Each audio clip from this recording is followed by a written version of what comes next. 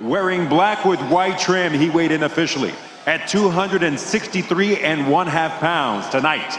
He enters the Gamebred Bareknuckle cage for the 27th time as a pro, with 13 victories against 13 losses. Representing his homeland of Samoa, Carl Badwater Seumanutafa.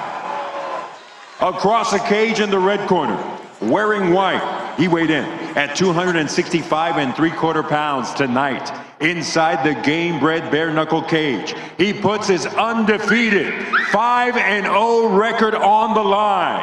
Fighting out of Purvis, Mississippi, Big Angry Jamahl Tatum. I don't know why they call him Big Angry, because he's been smiling the whole time. Like I said, like either he smells a fart or he knows something that we don't know. He probably do. Yes. Ready. Carl, the proud Samoan, he's a dangerous cat in his own right. This one's going to be a car accident. I used that analogy for the main event, but it's true. Are we coming out guns blazing, Cheeto? What's going to happen here? I think it's going to be a little bit Tatum has 2 submissions. Carl has 1 in his career, but Carl's known for the 2 digits of people he has knocked unconscious. Watch out with the low blow, okay? I'm a big fan of Carl in general. I'm a big fan. Do it. You do it. You do it. You do it. You do it. No, you do it. Come on. Oh, God, we're having a blast here. I'm going to have my son do it. There you go. That's good. Carl throws out the low calf kick. Carl weighed in 263 and some change, but he's well over the heavyweight limit now. Probably skipped breakfast that morning, weigh-in morning.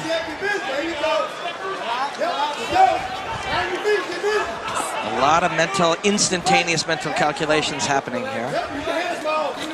Free from conscious thought, just the brain. He's touching that leg in the inside. That will slow down the movement of his opponent. Yeah, Carl's doing a good job of controlling the cage. He's in the center. He's keeping him on the outside. This is veteran stuff. This is what all these fights and fighting top fighters and top shows gets you. Yeah, I thought he was setting up a right hand. A little check there, but it still hurt, yeah. People misunderstand a lot of these things. They'll see a block and go, oh, that was a block. No, you got kicked in the leg or you got kicked in the arm. You know, it hurts. It still hurts. Yeah, it's bone on bone. Even if you block a head kick and your hands are up, sometimes your forearm is on fire. And the foot is a curved weapon. It can get around that wrist, right? It can get behind it. These weapons, these are not video games. Hurts. Yeah, kicking hurts. Kicking hurts a lot. This is not a video game. The kick to the leg that you check doesn't. Oh, leaping left hook from Carl and a right Nice overhand. Yeah. And it was on an angle as his man floated out to his own left. Another nice overhand. This is a big bomb. King Kong versus Godzilla. No, I know. I'm just like holding my breath this entire fight because I know something's about to happen. I know nobody. Oh, jeez. And we got a clinch. Jamahl quite smartly. That was a big punch. That was heavy. When Carl threw the punch, moving forward, Jamahl moved forward and met him for the body lock. Very smart. And you can see he's going to try to drag him. He could palm with that outside arm. It's like lifting the elbow won't help. You got to palm it in and yeah, face the guy. He needs to be. We call it rocking the boat. He needs to start getting his hips moving, rock the boat. To make enough space to dig the fingers. Exactly. Yeah. And again, we've talked about it all night. It is a featured aspect of the night. Without the gloves, you can dig that underhook maybe a little bit easier. Now, see, he's giving his back up here. He should have turned in.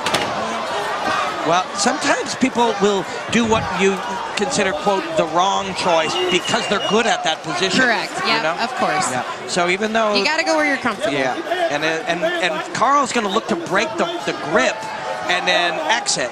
And maybe he's just very good at breaking grips from this position, so he'll just surrender it. Although I gotta say, he's got to get his elbow on the inside and start fighting 2 hands on 1 if he wants to be good. Oh, well, he's got a Kimura now, though. Okay, what's happening? I stand correct. Standing Kimura. Standing Kimura. Yeah. This is that old veteran junk I was talking about. This is what we were talking about. The old gnarly veteran doing some. Now he's doing. This is what we call the fat man roll. No offense. No, I know. To either man. We'll see Roy Nelson try that later, maybe. And that's offense to Roy, but I love Roy. That was directly at Roy. Yeah, we love Roy. And we're so grateful Roy is in our main event tonight against Dylan Kleckler. More heavyweights.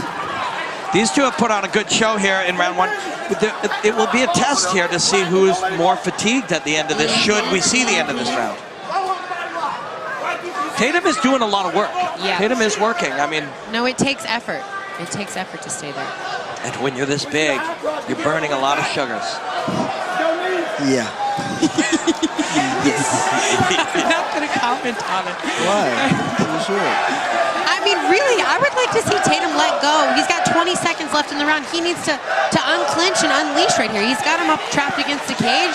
Why not? Would you think, if you were Tatum, would you feel like maybe you've won the round? You don't know for sure. Yeah, no, I mean, I understand, but let your hands go. You're a big boy. Let him rip. Cheeto Vera sitting here. He wants to see some blood. Yeah, Cheeto Vera is here to see violence. There you see the ear box by Carl. Carl, that's shoulder out. Who it matters what they have. It doesn't matter what a journalist or a fan or Kayla Harrison. It doesn't matter. Unfortunately for me, nobody cares about my opinion. I do. So let's see if Carl lets his hands go here. I mean, both of them really are. I know Cheeto would like to see that. Carl's doing it doesn't look like it to most people, but there's a lot of math happening. The brain is taking in information and making calculations without you being present. It's just allowing itself to do it. They're big guys. Muscle memory. They're like, if anybody land, things are gonna go down. So I mean, if I'm that no, big, either one of those overhands. If either one of those overhands had landed, it would be lights out. So. This is heavyweight, of course, which is a little broader strokes, a little more like a fistful of a cartoon, a fistful of a crayon, so you can see what's happening a little easier.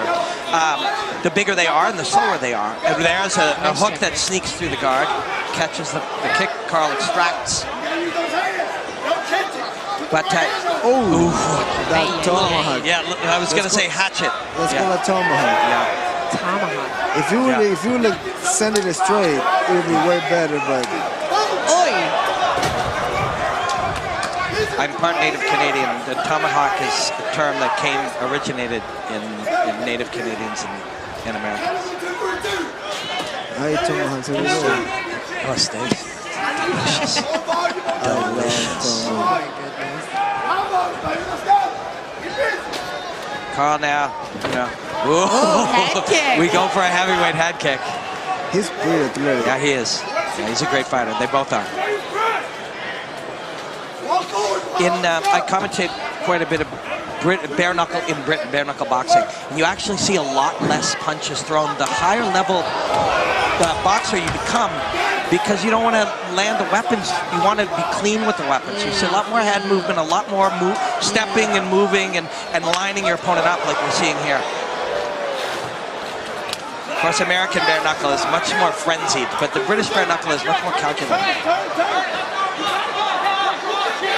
How big is out there? It's big.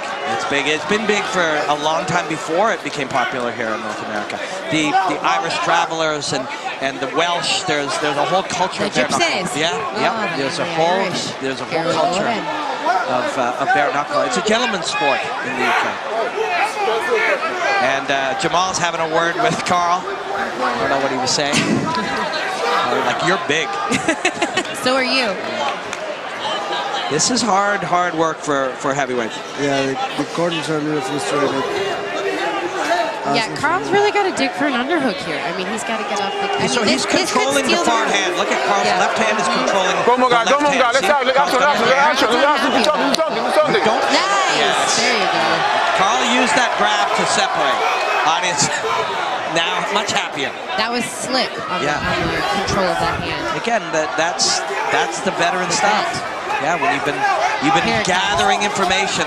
Here it comes. Yeah, he's gonna. Yep. And he read where the head was moving, and there's your tomahawk steak again. If he was straight around better, like if he. I agree. Straighten it out. Yeah, that's why he's not landing properly, because he's just like he's slapping it down. 50-50. Back on the cage. This time it's Carl initiating. Yeah, Jamahl was initiating on all of the other exchanges.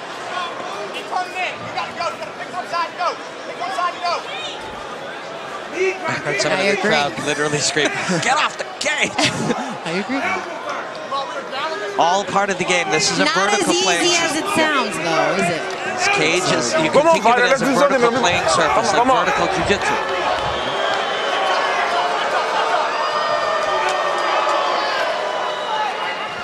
This audience will turn on you fast. When they come for Gamebred Bareknuckle. What do you think about Cheeto disengaging here and throwing a nice bow? What about an elbow right here? I love that. 40 seconds left. What do you got? You know? I would do it. You would. I know you would. But homeboy don't. No. I don't know why. I mean, he's right there. Yeah, that moment where you push off, make elbows, it, yeah, right make space. The tempo. 1, 2, 3. He just missed 3 elbows right in the tempo. Running the pipe. He's not going to get it. Going to have to climb back up. Now Short time here. Yeah, now he's digging in. Again, really tough to score. You want to believe if you're the Carl. Now it goes back to that standing Kimura sequence. That he will try, yeah, and he'll use to force a takedown. Stop! That was judo, just so everyone knows. Sorry. Judo Kayla Harrison, thank you. Both with their hands on their waist, which is an anecdotal sign of fatigue. But you got to get after it. Last round's the best round.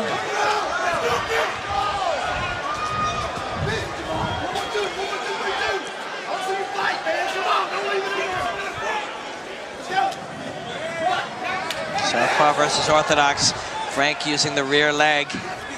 Or I'm sorry, Carl using the rear leg.